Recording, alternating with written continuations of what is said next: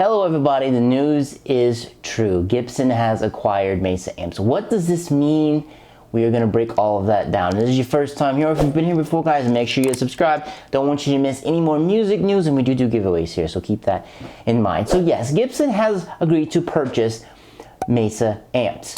Basically, what I think this means is it's not a complete takeover. I think Gibson is essentially, they're purchasing Mesa, but Randall Smith, who is the founder, CEO of Mesa, well, he is going to stay on, and he's kind of going to oversee things, but I think he's slowly going to turn everything over and just kind of let Gibson's people run things and basically help them with distribution, because I think that's the biggest thing that Mesa is getting from this. They're going to get all access to Gibson's distribution networks, be through Guitar Center, because Mesa hasn't been in Guitar Center for a while.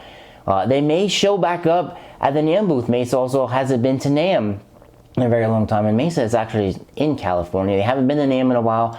You might have Mesa's lining the floor at Gibson's booth at NAMM, because Gibson has an entire booth. They basically buy out like the third floor, I think it is.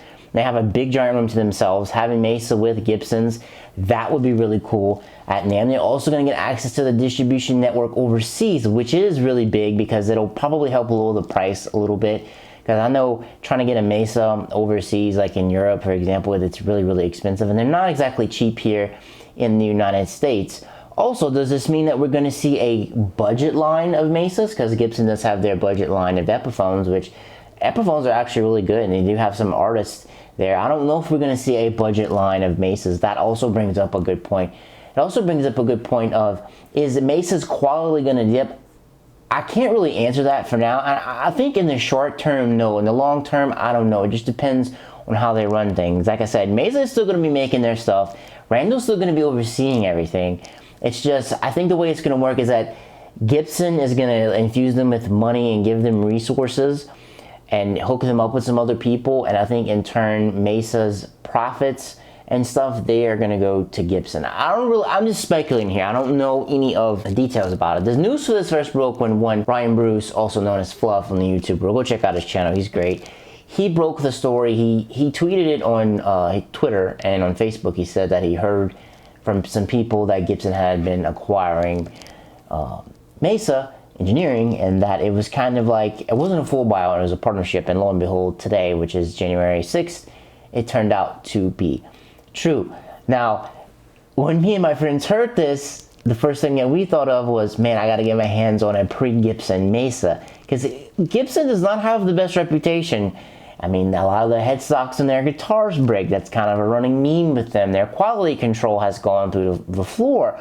But the people who are running Gibson now are not the same people who did the Robo-Tuners. It's not the same people who really ran Gibson completely into the ground. It's a whole new leadership after the Chapter 11 bankruptcy. I know they're kind of sue happy right now, and they keep suing people, which a lot of people don't like. I really hope they don't take that same course with Mesa and start suing people who uses tube amps, or suing people who use their stuff in modelers and stuff like that. I really don't think they have grounds, because a lot of people change the name of them. I mean, it's based on it, but it's not a complete full copy. I mean, unless it's licensed. But as for the future, I really don't know. Hopefully, it's a good partnership.